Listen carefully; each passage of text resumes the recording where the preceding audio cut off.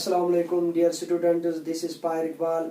आज मैंने 8th, 9th और 10th के लिए जो टॉपिक चुना है वो है नरेशन। आपके एग्जाम में भी आते हैं, आपके सिलेबस में भी है, इसलिए आज हम नरेशन के ऊपर बात करेंगे। सबसे पहले नरेशन होता क्या है?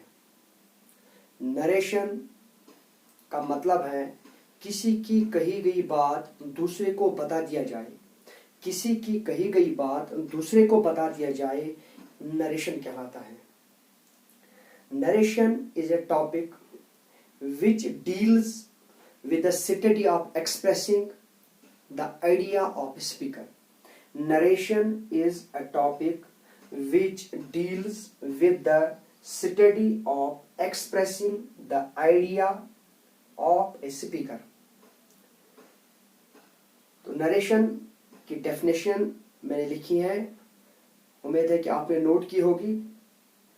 और नरेशन जो है इसमें एक से ज्यादा इन्वॉल्वमेंट होती है, यानी कि मैं आपको इस तरह से समझाऊंगा। A B C,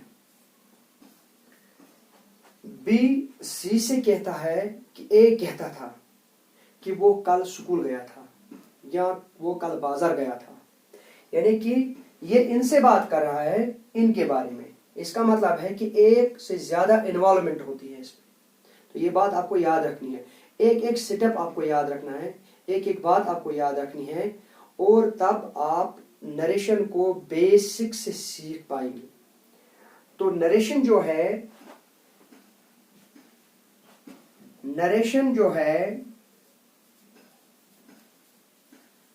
means statement, and statement means speech. Narration means statement, statement means speech, and speech जो है इसकी दो किस्म है, एक है डायरेक्ट स्पीच, एक है इनडायरेक्ट स्पीच।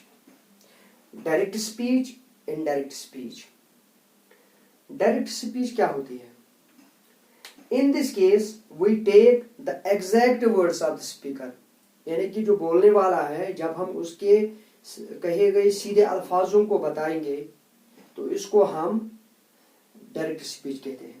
ये हम आगे बताएं कि डायरेक्ट स्पीच की फॉर्म क्या होती है, इसकी सूरत कैसी होती है, इसका स्टेटमेंट कैसा होता है, वो हम आगे बात करेंगे। फिलहाल हमने यहाँ पर सीखना है कि नरेशन की दो किस्में होती हैं, स्पीच की दो किस्में होती हैं, direct speech and indirect speech. Direct speech का मतलब है जब हम किसी के एग्जैक्ट वर्ड्स को बता देंगे। In this case we take the exact words of the speaker। और इनडायरेक्ट स्पीच में हम क्या करते हैं कि किसी के बात को, किसी के स्टेटमेंट को सुनते हैं और दूसरे को अपने अल्फाजों में बताते हैं, यानी कि in this case we take the statement of the speaker. In this case we take the statement of the speaker and express in our own words, and express in our own words, यानी कि मैंने किसी से बात की, उसकी बात सुनी, फिर मुझे तीसरा मिला, मैंने उसके बारे में इसको बताया कि वो कहता था, यानी उसके स्टेटमेंट को मैंने ऑलरेडी सुना है, और जब मैं ये किसी दूसरे को बता रहा हूं तो मैं इसको अपने अल्फाजों में बता रहा हूं कि वो कहता था, ये नहीं कि डायरेक्ट उसके बाद। इसको हम इनडायरेक्ट स्पीच कहते हैं। तो उम्मीद है कि यहाँ अब तक आपने सीखा। सबसे पहले नरेशन क्या होती है? नरेशन किसी की कही गई बात दूसरे को बता दिया जाए, नरेशन कहता है। रोजमर्रा की जिंदगी में हम बातें बोलते हैं, आमतौर पर जब हमें रास्ते में कोई मिलता है कि फलानी कहता था कि वो कल श्रीनगर गया था, मुझे रास्ते में कोई दोस्त मिलता है या अपना कोई कुलीग मिलता है, मैं उससे बात करता हूं कि फलानी कल मुझे मिला, उसने कहा कि वो दिल्ली गया था।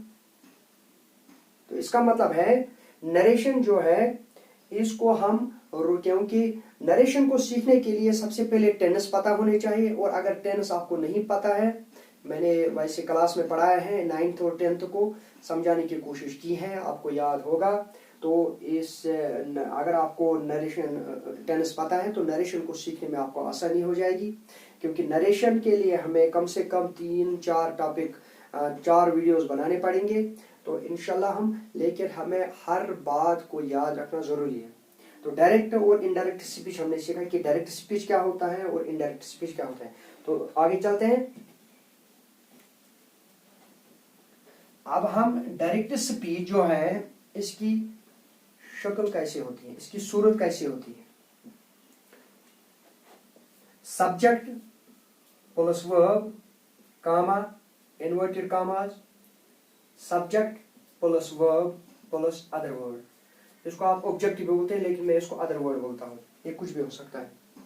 Subject plus verb comma subject plus verb plus other word. जहां पर कहीं पर आप ऐसा स्टेटमेंट देखेंगे जहां सब्जेक्ट वर्ब हो, कामा हो, इन्वर्टेड कामास हो, सब्जेक्ट हो, वर्ब हो, अदर वर्ड हो, तो ऐसे स्टेटमेंटों को हम डायरेक्ट स्पीच कहते हैं। Direct speech.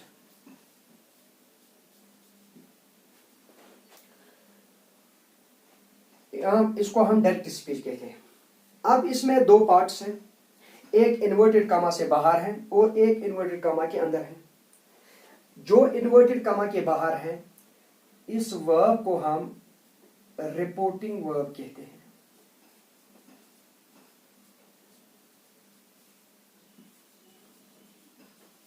और जो कामा के अंदर है इसको हम रिपोर्टेड स्पीच कहते हैं।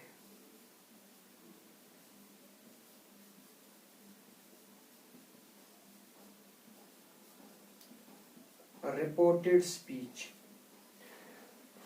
Reporting verb, reported speech. असल में जो वर्ब इसमें होता है, सब्जेक्ट के बाद जो वर्ब होता है, असली में इसी को रिपोर्टेड वर्ब है। अब हम इस पूरे को रिपोर्टिंग वर्ब ही कहते हैं। और जो इन्वर्टेड कामा के अंदर होता है इसको हम रिपोर्टेड स्पीच कहते हैं। तो यहां पर हमें स्टेटमेंट एक सामने है, हमारे सामने है। तो जहां पर ऐसा स्टेटमेंट हमें मिले, जहां पर ऐसा स्टेटमेंट हमें दिखे तो इसको हम डायरेक्ट स्पीच कहते हैं।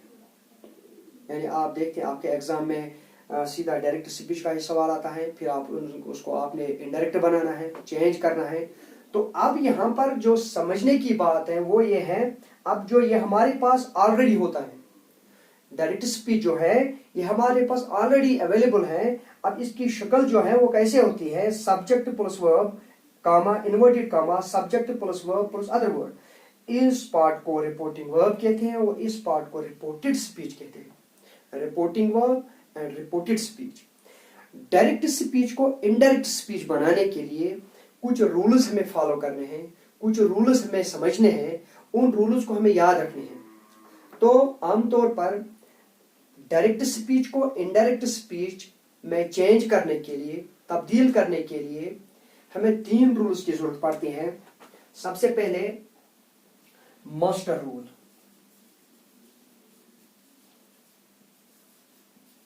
मास्टर रूल साथ साथ आप नोट भी करें।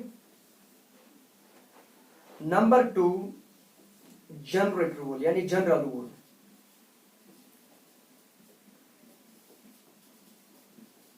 Number 3 specific rule.